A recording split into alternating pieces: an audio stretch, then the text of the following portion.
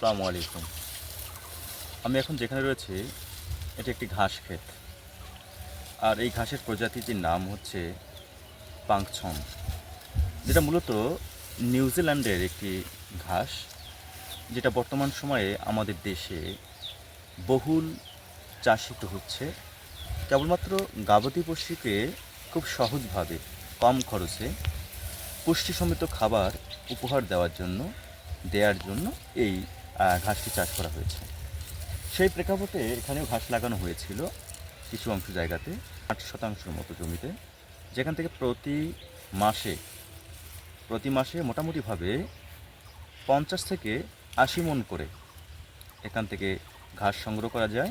এবং এই ঘাসগুলো আমাদের গৃহপালিত যে পশু রয়েছে, বিশেষ করে ভেড়া, ছাগল এবং বিশেষত যেখানে রয়েছে যে গরু, দুধাল গরু, তার জন্য খুব বেশি উপযোগী এবং এই গরু আর প্রিয় খাবার হিসাবে এটা গণ্য।